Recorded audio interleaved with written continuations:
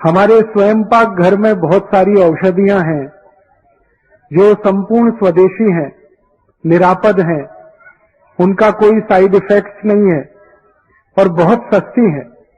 ऐसी कुछ स्वदेशी औषधियों के बारे में मैं आपको माहिती देने के लिए आया हूं। आपके पास अगर कागज और पेन हो तो आप जरूर निकाल लें और ये माहिती को लिख लें, क्योंकि ये जीवन पर्यंत आपके काम आएगी। मैं जो माहिती देने जा रहा हूं आपको, वो भारत देश की आयुर्वेद चिकित्सा की जो पद्धत है, हजारों वर्ष पुरानी, उस आयुर्वेदिक चिकित्सा पद्धत के जो बड़े विशेषज्ञ रहे हैं, उनके द्वारा जो शोध की गई है, रिसर्च की गई है, अनुसंधान किया गया है, ऐसी माहिती मैं देने वाला हूं। हमारे भारत देश की जो आयुर्वेद चिकित्सा है, स्वदेशी चिकित्सा, हजारों वर्ष पुरानी है। इस चिकित्सा में हजारों साल से बहुत बड़े बड़े चिकित्सकों ने, विशेषज्ञों ने, तज्ञ लोगों ने काम किया है। ऐसे एक महान व्यक्ति हुए हैं जिनका नाम महर्षि बाघभट्ट, जो आज से लगभग 3500 वर्ष पहले हुए। उन्होंने आयुर्वेद चिकित्सा में एक शास्त्र लिखा, एक पुस्तक लिखी। वो संस्कृत भाषा में है। उस पुस्तक का नाम है अष्टांग हृदयम। बाद में इसी पुस्तक का दूसरा भाग लिखा गया, वो है अष्टांग संग्रहम। ये दो पुस्तकें 3500 साल पहले भारत के आयुर्वेद चिकित्सा के विशेषज्ञ महर्षि बाघभट्ट की हैं। उन्होंने इन दोनों पुस्तकों में 7000 सूत्र लिखे हैं संस्कृत भाषा में, और वो सारे के सारे सूत्र इस बात के लिए हैं कि व्यक्ति को अपने जीवन में निरोगी होने के लिए, स्वस्थ होने के लिए क्या करना चाहिए, और व्यक्ति को अपने जीवन में स्वस्थ होने के लिए, निरोगी होने के लिए क्या नहीं करना चाहिए। हम क्या करें स्वस्थ रहने के लिए, निरोगी होने के लिए, और क्या ना करें अपने जीवन में। यही दो माहिती के आधार पर मैं आपसे बात करूंगा। इन दोनों पुस्तकों में 7000 सूत्र हैं। मैं उसमें से आपको मात्र 10 सूत्र बताऊंगा, क्योंकि 7000 सूत्रों को बताने के लिए 20 से 25 दिवस का समय लगता है, और मेरे पास 1 घंटे 20 मिनट का समय है। इसमें मैं लगभग 10 सूत्र आपको बताऊंगा, और ये सारे के सारे सूत्र जिनको मैं आपसे बताने जा रहा हूं, मैंने स्वयं अपने जीवन में उनका पालन किया है, और उसका इतना लाभ मुझे हुआ है, और मेरे बहुत सारे सहयोगियों ने उनका पिछले कई वर्षों से पालन किया है, उनको भी बहुत लाभ हुआ है। और पिछले 12-13 वर्षों में मैंने हजारों लोगों को ये सूत्र बताए हैं। भारत के गांव-गांव में जाकर 10,000 से ज्यादा मैंने सभाएं की हैं इस माहिती को फैलाने के लिए, और हिंदुस्तान के लाखों लोगों को इससे बहुत लाभ मिला है। आपको भी मिलेगा, ऐसी मेरी पूरी विश्वास है। जो सूत्र मैं कहने जा रहा हूं वो संस्कृत के हैं, मैं सीधे हिंदी में कहूंगा ताकि समय बचे। और आपसे फिर से विनती है कि अगर कागज और पेन है तो आप जरूर लिख लीजिए, डायरी आपके पास है तो जरूर लिख लीजिए, क्योंकि इनको बताने के लिए दोबारा कौन आएगा मालूम नहीं है। हमारे जीवन में बीमारियां जो आती हैं, रोग जो आते हैं, वो क्यों आते हैं?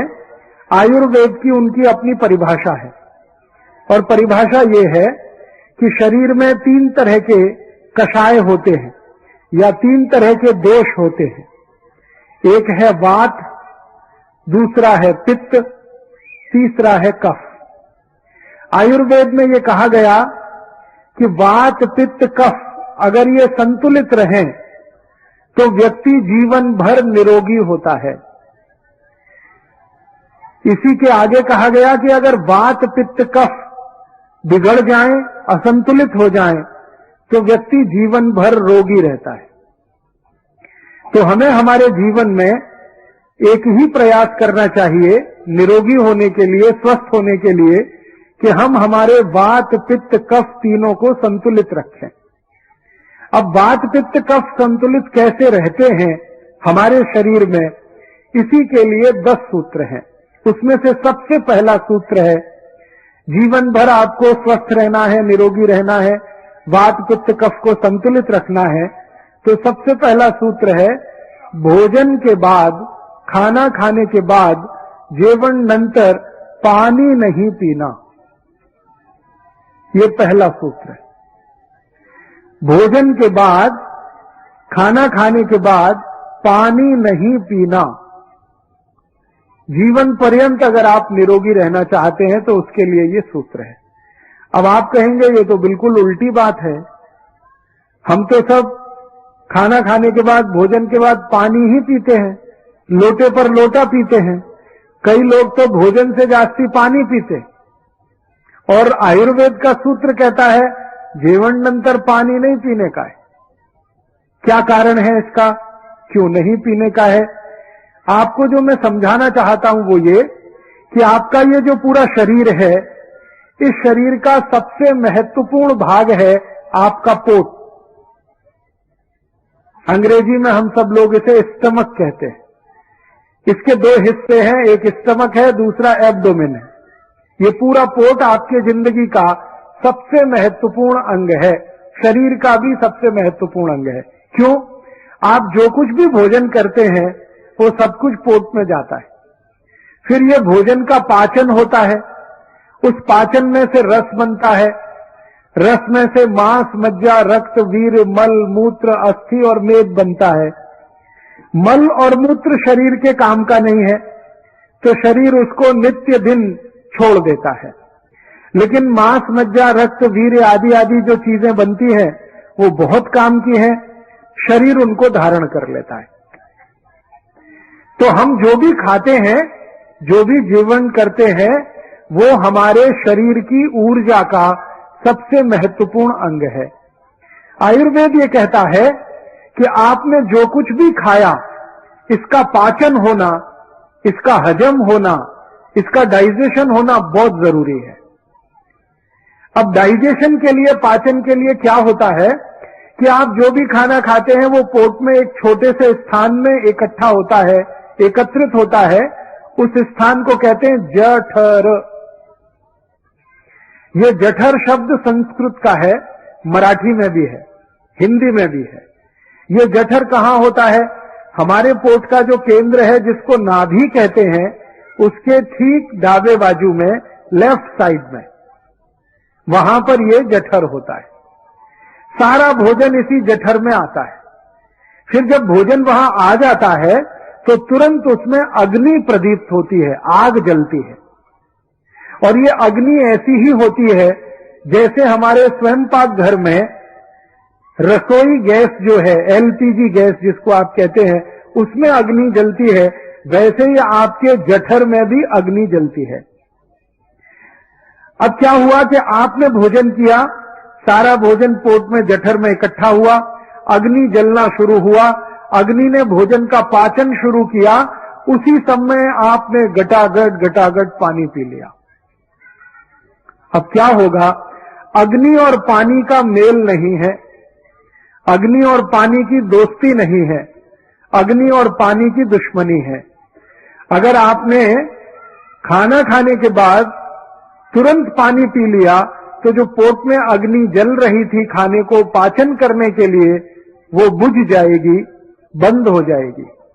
और अग्नि अगर बुझ गई और बंद हो गई तो खाने के पाचन की क्रिया समाप्त हो जाएगी, रुक जाएगी। और अगर ये क्रिया रुक गई तो भोजन का रस नहीं बनेगा, और भोजन का रस नहीं बनेगा तो फिर भोजन सड़ेगा, और वो सड़ा हुआ भोजन आपके शरीर में कम से कम 103 रोग पैदा करेगा। और वो 103 रोग क्या है, नाम से बताता हूं। बहुत लोग ये कहते हैं हमारे पोट में जलन होती है, गैस बनती है, एसिडिटी। जान लीजिए कि जिनको भोजन पचता नहीं है, हजम नहीं होता है, उन्हीं को एसिडिटी होती है, भोजन के सड़ने पर। ऐसे ही एक रोग है हाइपर एसिडिटी। एसिडिटी से भी आगे का, फिर अल्सर है, फिर पेप्टिक अल्सर है, और इसी क्रम में आगे आगे बढ़ते जाएं तो आखिरी रोग है वो कैंसर है। कैंसर के बाद कुछ नहीं होता, क्योंकि उसके बाद मृत्यु ही होती है। अब आप जरा सोचिए, आपने भोजन किया और भोजन के तुरंत बाद पानी पी लिया और वो भोजन सड़ गया, उसके पचने की क्रिया नहीं हुई, रस नहीं बना, सड़ गया, गैस बनना शुरू हुआ, वहां से बीमारियां शुरू होंगी और कैंसर तक चली जाएंगी। फिर आप अपने जीवन के अंतिम दिन में अफसोस करेंगे कि आपने कोई बड़ी भारी भूल की, और वो भूल क्या है? भोजन के बाद आपने तुरंत पानी पिया, वही भूल है। इसलिए आप आज से अपने जीवन में इस नियम का संकल्प के रूप में ले लीजिए, खाना खाने के बाद पानी नहीं पीना, क्योंकि अग्नि जल रही है, वो खाने को पचाने के लिए बहुत जरूरी है। अब आप ये पूछ सकते हैं मुझसे कि अच्छा ठीक है, बात समझ में आ गई, खाना खाने के बाद पानी नहीं पीना। फिर आप पूछेंगे कभी पीना, कितनी देर बाद पीना? तो उसका उत्तर ये है कि आपके पेट में खाने के पचने की जो क्रिया है उसके 3 चरण होते हैं। पहला चरण, पहला स्टेज है, जो कुछ भी आपने खाया, सॉलिड और लिक्विड, ठोस और द्रव, ये एक दूसरे में मिलता है। ये क्रिया लगभग 1 से 1.5 घंटे तक चलती है। फिर उसके बाद क्या होता है? जो कुछ एक दूसरे में मिल गया वो खिचड़ी जैसा बन जाता है और उसमें से रस बनना शुरू होता है। जब किसी चीज में रस बनना शुरू होता है तभी पानी की जरूरत पड़ती है। माने खाना खाने के 1 से 1.5 घंटे के बाद पानी पिए, 1 तास नंतर पानी पीने का है। आप बोलेंगे बात तो समझ में आ गई, 1 तास अंतर पानी पीने का है, तो 1 तास तक और कुछ पी सकते हैं क्या? पानी तो 1 तास नंतर पीने का, ठीक है, समझ में आया। और कुछ पी सकते हैं क्या? तो आयुर्वेद में माहिती दी गई है कि जेवण नंतर तत्काल अगर पीना चाहते हैं तो ताक पिए, तुरंत। भोजन के तुरंत बाद अगर पीना चाहते हैं तो ताक पिए। भोजन के तुरंत बाद अगर पीना चाहते हैं तो दूध पिए। भोजन के तुरंत बाद अगर पीना चाहते हैं तो जूस पिए, फलों के रस पिए। भोजन के तुरंत बाद पानी नहीं पिए, जूस पिए, ताक पिए, दूध पिए, पानी नहीं पिए। अब आप फिर पूछेंगे ये क्या चक्कर है? पानी तो नहीं पिए, ताक पी सकते हैं, ताक में भी तो पानी ही है। पानी नहीं पी सकते लेकिन जूस पी सकते हैं, जूस में तो पानी ही पानी है। पानी नहीं पी सकते लेकिन दूध पी सकते हैं, दूध में आप जानते हैं 90% से जास्ती पानी है। तो ये क्या चक्कर है? आयुर्वेद का एक ज्ञान कहता है जीवन नंतर पानी नहीं पीने का, और आयुर्वेद का ही ज्ञान कहता है जीवन नंतर ताक पीने की, दूध पीने का, जूस पीने का, पानी नहीं पीने का। जबकि जूस में भी पानी है, ताक में भी पानी है, दूध में तो पानी ही पानी है। ये कुछ चक्कर है, ये जरा समझना है ये चक्कर क्या है। मैं आपको जो जानकारी देना चाहता हूं वो ये कि ये जो पानी होता है ना, ये अगर अकेला है, किसी चीज में मिलाया नहीं है इसको, तो ये पानी के अपने गुण उसमें धारण किए हुए रहता है। पानी के कुछ गुण हैं, जैसे पानी रंगहीन है, पानी गंधहीन है, पानी स्वादहीन है, पानी शीतल है, पानी शामक है। ऐसे पानी के बहुत सारे गुण हैं। लेकिन ये सारे गुण पानी के तभी तक रहते हैं जब तक पानी अकेला होता है। जैसे ही पानी को किसी वस्तु में मिला दिया जाता है, पानी के सारे गुण खत्म हो जाते हैं। जिस वस्तु में पानी मिल गया उसी के सारे गुण उसमें आ जाते हैं। आपने हिंदी फिल्म का एक गाना सुना, पानी रे पानी तेरा रंग कैसा।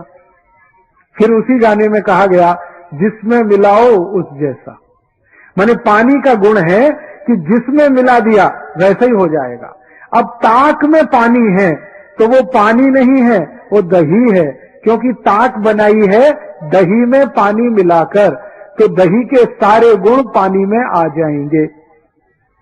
इसी तरह से दूध है, दूध में पानी मिला दिया है तो सारे गुण पानी में दूध के आ जाएंगे। इसी तरह जूस में अगर पानी मिल गया है तो फल के सारे गुण पानी में आ जाएंगे। इसलिए जूस पीने का, ताक पीने का, दूध पीने का नियम बताया गया, पानी नहीं पीना है। बात समझ में आ गई? आप कर सकते हैं, आज से ही इसको अपने जीवन में शुरू करिए। अभी इसमें एक और प्रश्न आप पूछेंगे। प्रश्न ये आएगा कि अच्छा ठीक है, जेवण नंतर तत्काल ताक पीने का, जेवण नंतर तत्काल दूध पीने का, जूस पीने का, पानी 1 तास नंतर पीने का, तो आप पूछेंगे जेवण पूर्व? नंतर तो समझ में आ गया, पूर्व? जेवण पूर्व पानी पी सकते हैं क्या? तो आयुर्वेद में उसके लिए कहा गया हां पी सकते हैं, जेवण पूर्व भरपूर पानी पी सकते हैं, लेकिन उसका समय निर्धारित है। जेवण पूर्व लगभग 48 मिनट पहले भरपेट पानी पी सकते हैं। अगर आपको 10 बजे जेवण करने का है, खाना खाने का है, 9:12 तक भरपेट पानी पी सकते हैं। 11 बजे भोजन करने का है, 10:12 तक भरपेट पानी पी सकते हैं।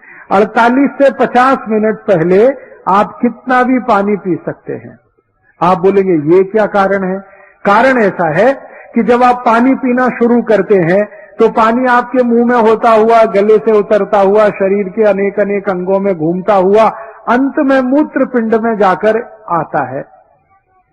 तो मुंह से पानी पीना शुरू करें और उसको मूत्र पिंड तक पहुंचने में, जगह जगह से घूमकर आने में 48 मिनट ही लगते हैं।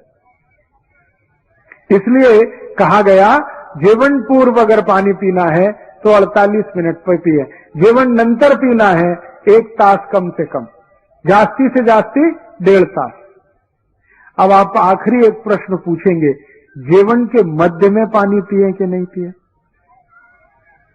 तो उसका भी उत्तर है, अगर आप भोजन कर रहे हैं और भोजन करने में 2 अन्न खा रहे हैं, 2 अन्न खा रहे हैं से मतलब ज्वारी की भाखरी खा रहे हैं और भात खा रहे हैं, ये 2 अन्न हैं। गेहूं का रोटी खा रहे हैं, चपाती खा रहे हैं और भात खा रहे हैं, ये 2 अन्न है।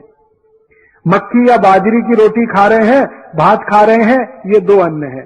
तो आयुर्वेद में कहा गया कि 2 अन्न का भोजन अगर आप करते हैं तो एक अन्न खाने के बाद दूसरा खाने के पहले जरूर पानी पिए, लेकिन थोड़ा सा पिए, 3-4 घूंट पिए, इससे जास्ती नहीं।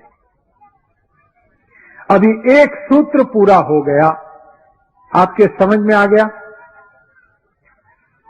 अगर किसी को नहीं आया हो तो हाथ उठा दे, मैं फिर समझाऊंगा, क्योंकि ये एक सूत्र अगर आपने समझ लिया, जीवन पर्यंत आपका वात, पित्त और कफ तीनों संतुलित हो जाएंगे और आपको कभी रोग ही नहीं आएगा, बीमार ही नहीं पड़ेंगे, हमेशा स्वस्थ रहेंगे। आप बोलेंगे इसका कुछ प्रमाण दो, तो मैं आपको प्रमाण देना चाहता हूं। आप मनुष्य को थोड़ी देर के लिए भूल जाइए, मनुष्य जाति को थोड़ी देर के लिए भूल जाइए, हमारे जो पशु पक्षी हैं उनको देखिए। जितने भी पशु हैं, गाय है, भैंस है, मछली है, बकरी है, जो भी पशु हैं, इनको ध्यान से देखिए। ये सब सवेरे सवेरे भोजन करते हैं और पानी सब दोपहर को पीते हैं। जेवण करेंगे सकाळी और पानी दोपहरी। मेरा जन्म गांव में हुआ, मेरा परिवार शेतकरी परिवार है, मेरे घर में गाय है, बचपन से मैंने गाय को देखा है। तो गाय सवेरे जेवण करती है भरपेट, पानी दोपहर को पीती है 10 बजे 11 बजे, जेवण के साथ कभी पानी नहीं पीती। मैंने बहुत बार गाय के सामने क्या किया, वो जो खाना खाती है, भोजन करती है, उसके सामने पानी रख दिया, वो देखती भी नहीं है उस पानी को। पहले भरपेट खाना खाती है, फिर आराम से बैठ जाती है, फिर जुगाली करती है, फिर 2-3 तास नंतर पानी पीती है। इसलिए किसी गाय को डायबिटीज नहीं होती।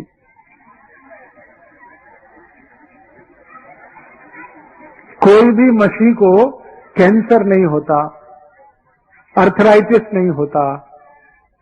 पक्षियों को भी आप देखिए, पक्षी होते हैं ना, सभी पक्षी सुबह सुबह खाना खाते हैं, दाना चुगने के लिए आते हैं और पानी दोपहर को ही पीते हैं सबके सब।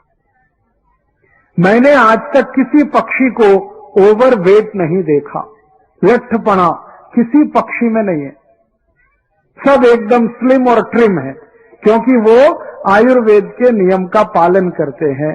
अब आप जरा सोचिए कि पशु और पक्षी जो आयुर्वेद को जानते हैं, जबकि उनको कोई सिखाने वाला गुरु नहीं है, उनका कोई कॉलेज नहीं है, उनका कोई प्रोफेसर नहीं है, फिर भी उनको आयुर्वेद का ये ज्ञान है। और मनुष्य जिसको सिखाने वाले इतने प्रोफेसर हैं, इतने गुरु हैं, इतने कॉलेजेस हैं मेडिकल और ये सब, वो मनुष्य को ये ज्ञान ही नहीं है।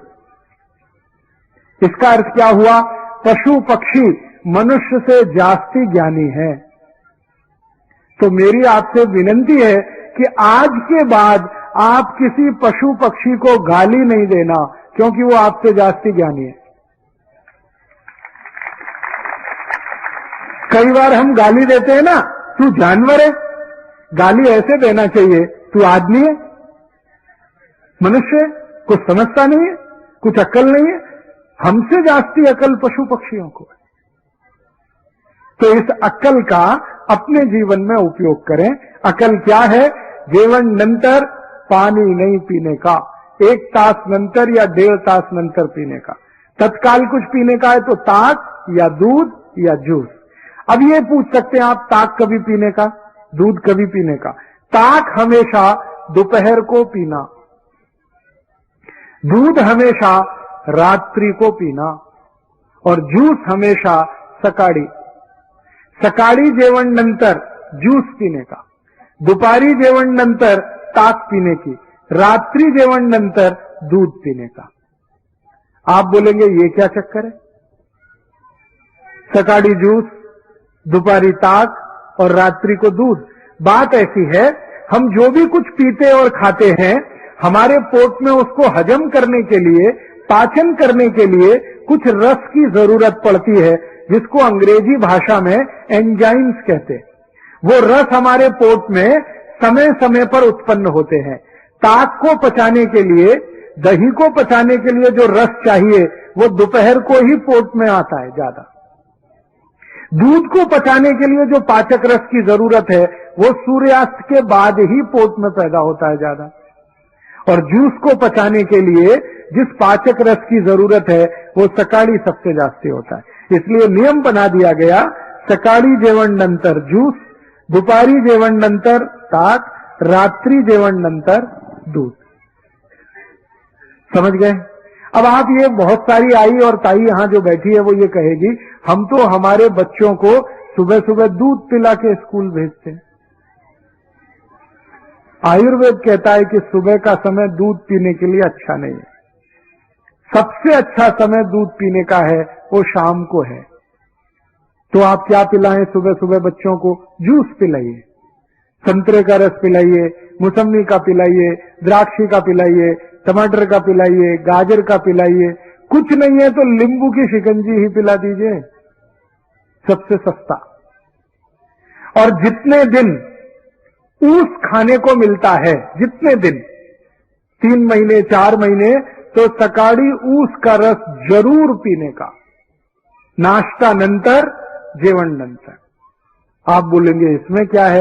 ये जो ऊस का रस है ये अद्भुत है। इसकी सबसे बड़ी विशेषता है कि इसमें भरपूर मात्रा में कैल्शियम है। और हमारे शरीर की ये जो हड्डियां होती हैं, इनको बनाने के लिए कैल्शियम सबसे जास्ती उपयोग में आता है। और जूस जो है, ऊस का रस, उसमें सबसे जास्ती कैल्शियम। फिर दूसरे नंबर पे सबसे जास्ती फास्फोरस है। कैल्शियम और फास्फोरस अगर किसी किसी रस में है तो वो तो सबसे अद्भुत है। इसलिए ऊस का रस जितने दिन मिले जरूर पीना। क्या क्या फायदा होगा? हड्डियां मजबूत होंगी, शरीर में चुस्ती फुर्ती रहेगी, ताकत बहुत ज्यादा आएगी। और मैं आपको 1-2 माहिती देता हूं। जो ऊस का रस पी सकते हैं सुबह सुबह, उनको जिंदगी में कभी भी काविड़ रोग नहीं हो सकता। काविड़, काविड़ समझते हैं मराठी में? जॉन्डिस, आंखें पीली पीली हो जाती हैं, लघवी एकदम पीली आने लगती है, शरीर टूट जाता है, बिस्तर पे लेटना पड़ जाता है, और काविड़ की दुनिया में औषध नहीं है।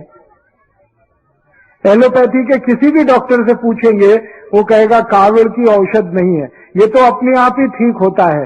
डॉक्टर कहेगा आराम करो 20 दिवस, 25 दिवस, 30 दिवस, लेकिन इस काविड़ को होने नहीं देना, इसकी सबसे बड़ी ताकत है ऊस के रस में। तो उसका रस पिए, सुबह सुबह बहुत अच्छा होता है। और मैं इसलिए भी कह रहा हूं ऊस का रस पीने को कि सारे के सारे भारतीय नागरिक रोज सकाळी 1 गिलास ऊस का रस पिए, तो भारत के जो शेतकरी ऊस उत्पन्न करते हैं वो सब श्रीमंत और कोटिपति हो जाएं। आप बोलेंगे वो कैसे? अभी क्या होता है, जो शेतकरी ऊस उत्पन्न करते हैं वो सारा ऊस साकर कारखाने में जाता है। साकर कारखाना चलाने वाला तो कोटिपति और श्रीमंत हो जाता है, शेतकरी वहीं का वहीं रोडपति रह जाता है। मैंने संपूर्ण भारत का 3 बार प्रवास किया है, उत्तर, दक्षिण, पूरब, पश्चिम। जो भी शेतकरी ऊस उत्पन्न करते हैं सब गरीब हैं, रोडपति हैं, लेकिन उनके ऊस को साखर बनाने वाले जो श्रीमंत हैं और कोटिपति हैं, कारखाने के मालिक, वो सब उद्योगपति हैं। ये चक्कर क्या है? चक्कर बड़ा सीधा है। ऊस का भाव बहुत कम है, साखर का भाव बहुत जास्ती है। ऊस पैदा करने वाले शेतकरी को भाव कम ही है, लेकिन साखर बनाने वाले श्रीमंत को भाव सबसे जास्ती है। तो मेरा तो ये कहना है कि ऊस में से साखर बने, एक भी शेतकरी श्रीमंत नहीं हो सकता। अगर इसी ऊस का रस बिकने लगे और सारे भारतवासी पीने लगे, तो ऊस उत्पन्न करने वाला हर एक शेतकरी श्रीमंत होता है।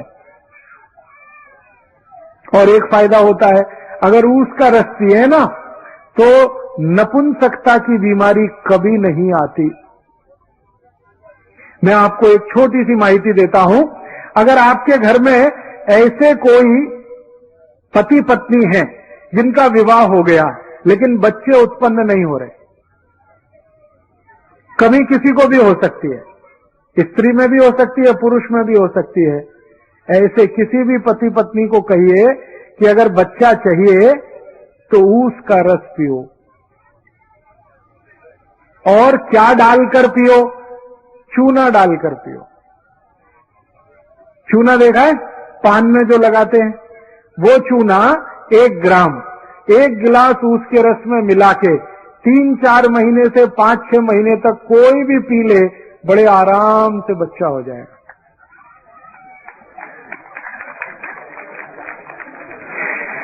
और ऐसी स्थिति में तो सबसे जल्दी बच्चा होगा जब पुरुष के वीर्य में शुक्राणुओं की कमी है और इस कारण से बच्चा नहीं हो रहा है, उनके लिए तो ये अचूक औषध है, ऊस का रस और थोड़ा सा चूना।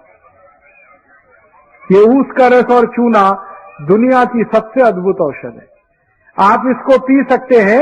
गुर्गे दुखने का अगर रोग है ना, तो भी इसको पी लीजिए, गुर्गा दुखना कम कर देगा।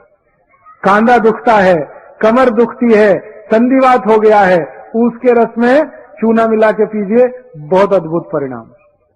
बार बार काविड़ होता है, ऊस के रस में चूना मिला के पीजिए, और अच्छे परिणाम।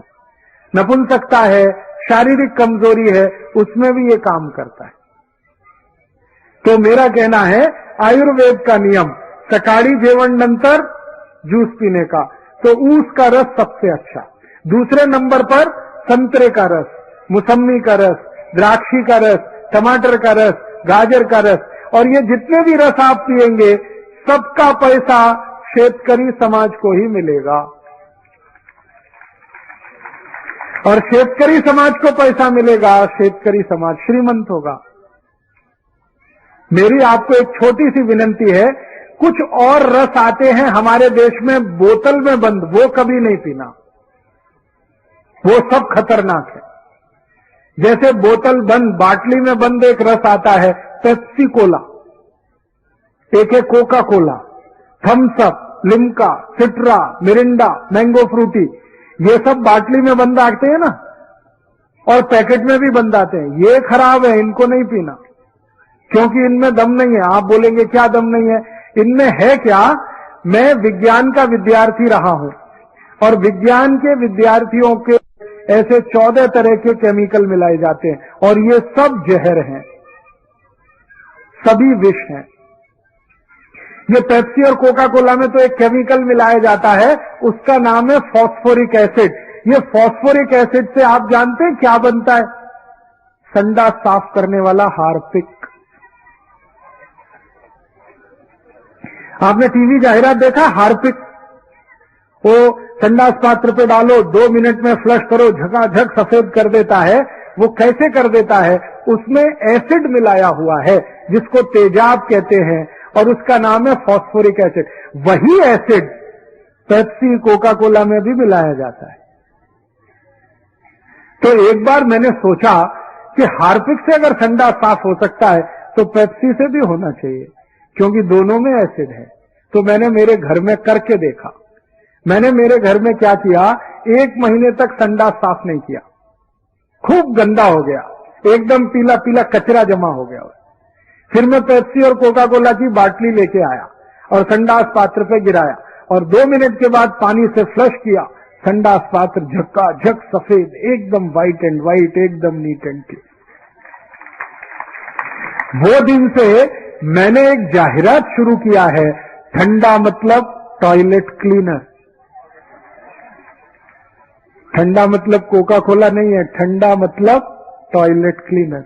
अब मुझे बड़ा दुख होता है कि पढ़े लिखे श्रीमंत लोग ये टॉयलेट क्लीनर गटागट पीते रहते हैं। जास्ती एजुकेटेड जास्ती पीते रहते हैं। Engineer, doctor, chartered accountant, manager, professor सब संडास साफ करने वाला पानी पी रहे। किसी के लग्न प्रसंग में जाते हैं ना तो फोकट में मिलता है, तो 2-2, 3-3 बाटली गटकते। और पीने वाले घर में अकेले नहीं पीते, कोई मेहमान आ गया उसको भी पिलाते। एक तरफ कहते हैं अतिथि देवता होता है, देवताओं को ही ठंडा साफ करने का पानी पिलाते हैं। और कुछ अतिथि अपने घर में ऐसे आते हैं जो कहते हैं ठंडा लाओ, माने हमको संडास साफ करने का पानी पिलाओ। मेरी आपको हाथ जोड़कर विनती है, ये Pepsi, Coke, Thums Up, Limca, Citra नहीं पीना, क्योंकि इसमें एसिड है। वो एसिड पेट को जलाता है, एसिडिटी पैदा करता है। और सबसे तकलीफ की बात पता है क्या है? कि आप बाटली खरीदते हैं, वो 10-12 रुपए की आती है, कारखाने में सिर्फ 70 पैसे की बनती है, वो 12 रुपए में आप खरीदते हैं। और ये पेप्सी कोका कोला की बाटली विदेशी कंपनी की है, अमेरिका की कंपनी की है, वो भारत की नहीं है। तो आप अगर 12 रुपए की बाटली खरीदे, 70 पैसा खर्चा होता है, 11 रुपए 30 पैसे मुनाफा होता है परदेशी कंपनी को। उसमें से वो 1 रुपए 1.5 रुपए टैक्स का देके, फिर दुकानदार को 1-8 रुपए देके, एक बाटली पर लगभग 8 से 8.5 रुपए कमा के अमेरिका ले जाते। अगर एक बाटली पेप्सी कोला किसी ने पिया, 8 रुपए भारत देश का अमेरिका को दिया। 2 बाटली पिया 16 रुपए दिया, 3 बाटली पिया 24 रुपए दिया। दर वर्षी भारत में पेप्सी कोका कोला की 700 कोटी बाटली बिकती है, और दर वर्षी भारत देश का 5,700 कोटी रुपए अमेरिका जाता है। 5,700 कोटी रुपए इतनी बड़ी रकम है कि अगर इससे सोना खरीद लिया जाए तो बीड़ जिले के एक गांव की सड़क सोने से बन सकती है। इतनी बड़ी रकम हम अमेरिका को देते हैं, क्या पीकर? संडास साफ करने वाला पानी, Pepsi Cola, Coca Cola, Thums Up, Limca, Citra. तो मेरी आपको विनती है, नहीं पीना ये पेप्सी कोक। मैंने मेरे जीवन में ये देखा है कि जो पढ़े लिखे एजुकेटेड है ना, वो ही पीते हैं पेप्सी कोका कोला। जो अनएजुकेटेड है, कभी पढ़ने के लिए नहीं गए, वो उसका ही रस पीते। इसका मतलब क्या है? अनएजुकेटेड है, इंटेलिजेंट है, और एजुकेटेड हैं, मोस्ट इडियट हैं। ठंडा साफ करने का पानी पी रहे हैं, दूसरों को भी पिला रहे हैं, देश का पैसा विदेश में भेज रहे हैं और शेतकरी समाज को गरीब बना रहे हैं। तो आयुर्वेद का नियम जो मैंने बता दिया उसको ध्यान रखना है। सकाळी जेवण नंतर ज्यूस पीना, दुपारी जेवण नंतर ताक पीना, रात्रि जेवण नंतर दूध पीना। जूस पीना तो सबसे अच्छा उसका, 2 नंबर पे संतरे, मौसमी, फिर उसके बाद गाजर, टमाटर, फिर जो भी फल मिले उसका। अभी दूसरा नियम, आयुर्वेद का दूसरा नियम, अष्टांग हृदयम का दूसरा नियम, पानी कैसे पीना। पहला नियम हो गया जेवण नंतर 1 तास के बाद पानी पीना। जेवण पूर्व पीना है तो 48 से 50 मिनट पहले पीना। जेवण मध्य पीना है तो 2 अन्न का भोजन अगर कर रहे हैं तो 1 अन्न खाने के बाद, दूसरा खाने के पहले थोड़ा सा पीना। जेवण नंतर तत्काल कुछ पीना है तो दोपहरी ताक पीना है, सकाळी जूस पीना है, रात्रि को दूध पीना। अब दूसरा नियम मैं बताने जा रहा हूं वो ये कि पानी कैसे पीना। तो आयुर्वेद में कहा गया है पानी को घूट घूट भर के पीना, सिप सिप करके पीना। जैसे चाय पीते हैं ऐसे पानी पीना, जैसे कॉफी पीते हैं ऐसे पानी पीना। 1 घूट लिया, फिर दूसरा लिया, फिर तीसरा लिया, ऐसे करके पीना। आप बोलेंगे क्यों? कारण बताओ। कारण उसका ये है कि हमारा जो मुंह है इसमें सतत एक पदार्थ बनता है जिसको लार कहते हैं। अंग्रेजी में हम उसे स्लाइवा कहते हैं, सैलिवा कहते हैं, मराठी और हिंदी में लार कहते हैं। ये जो लार पदार्थ है ये आपके शरीर का बहुत महत्वपूर्ण पदार्थ है। क्या करता है ये पदार्थ पेट में अंदर जाता है तभी भोजन का पाचन शुरू होता है। इसका अंदर जाना बहुत जरूरी है और ये अंदर जाने के लिए सबसे आसान है, पानी के साथ ये जाएगा। और ये लार जो है ना सतत बनता है, हर सेकंड बनता है। आप सो जाते हैं फिर भी ये बनता रहता है। तो आप अगर पानी घूट घूट पिएंगे, थोड़ा थोड़ा करके पिएंगे तो बार बार लार पानी के साथ मिलके अंदर जाएगा। और ये लार जो है क्षारपण होता है, क्षारीय होता है, एल्कलाइन होता है। और हमारे पेट में जो है ना अम्ल बनता है, एसिड बनता है। तो आयुर्वेद शास्त्र कहता है कि पेट में एसिड बनता है, मुंह में क्षार बनता है। क्षार और अम्ल को मिलाते रहो तो दोनों एक दूसरे को निष्प्रभावी करते हैं, न्यूट्रल करते हैं। और जिनके पेट में क्षार और अम्ल दोनों मिले, लार और अम्ल मिले, वो जिंदगी में बीमार पड़ ही नहीं सकते। तो बार बार लार पेट में जाए इसके लिए पानी घूट घूट पीना। पानी पीने का तो सबसे अच्छा तरीका है थोड़ा पानी लेना, मुंह में भरना, ऐसे ऐसे करके फिर पीना, सब लार मिलके अंदर जाए, बहुत फायदा होगा। ऐसे पानी पीना थोड़ा थोड़ा करके। अभी हम घटाघट पानी पीते हैं, लोटे पे लोटा, एक ऐसे ऐसे पूरा उतार, बहुत गलत तरीका है वो। अब फिर मैं आपको एक प्रमाण देना चाहता हूं। सभी पक्षी और पशुओं को देखिए वो पानी कैसे पीते हैं। किसी पक्षी को देखिए एक थेंब पानी का उठाएगा, फिर ऐसे ऐसे मुंह करेगा, फिर पिएगी। सभी पक्षी ऐसे एक एक थेंब पानी पीते। कुत्ते को देखिए पानी कैसे पीता, चाट चाट के। शेर है, चीता है, कुत्ता है, ये बिल्ली है, सब पानी को चाट के पीते हैं। क्यों? आयुर्वेद का नियम उनको माहिती है। हाँ, जबकि वो कॉलेज में नहीं पढ़ते, स्कूल नहीं जाते, कोई उनका मेडिकल प्रोफेसर नहीं है, फिर भी माहिती है। कहां से आया? प्रकृति का ज्ञान उनको मिला है। इसलिए मैं बार बार कहता हूं पशु पक्षी जानवर मनुष्य से ज्यादा होशियार हैं।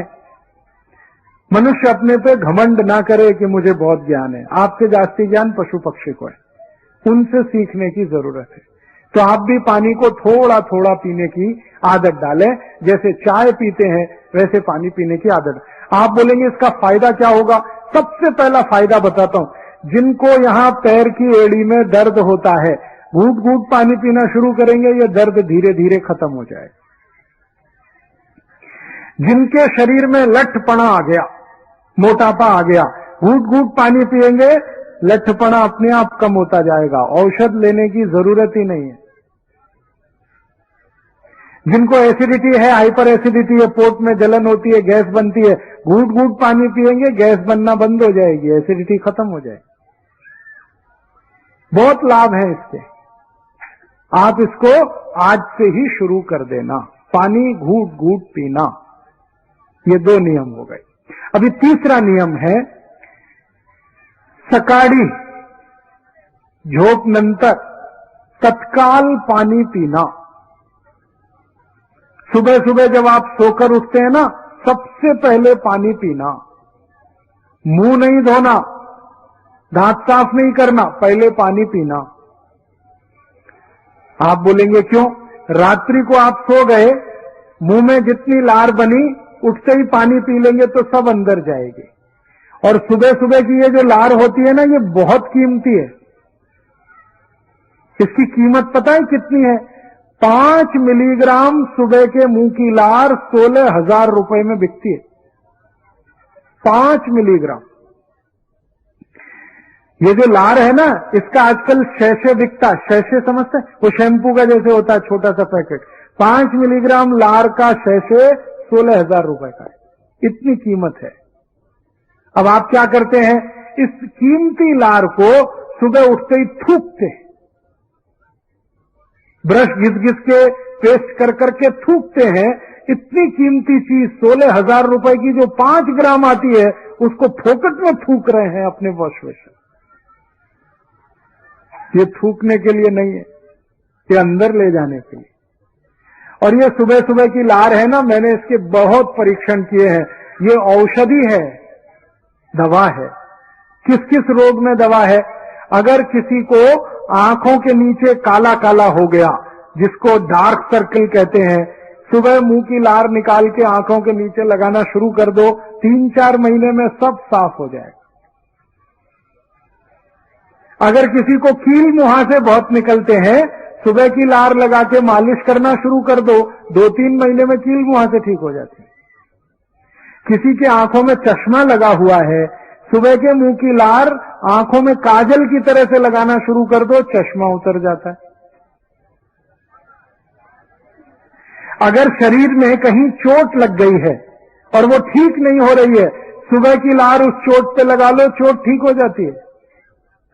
आपने देखा जानवरों को, उनको जब चोट लगती है वो क्या करते हैं? जीभ से चाटते हैं, है ना, और अपनी चोट ठीक कर लेते हैं। आप भी यही कर सकते हैं। अब ये लार में नुकसान कब होता है, हानि कब होती है? जब सुबह ही सुबह उठकर आप पेस्ट घिसते हैं, ब्रश करते हैं, तो उसके साथ सब थूकना पड़ता है, तो सत्यानाश तो आप अपना खुद कर रहे हैं। इतनी कीमती चीज को थूक रहे हैं पेस्ट के चक्कर में। तो ये पेस्ट करना बंद कर दो, तो लार थूकने की जरूरत नहीं पड़े। आप बोलेंगे क्या करें फिर? कडू लिंबाची काढ़ी करो।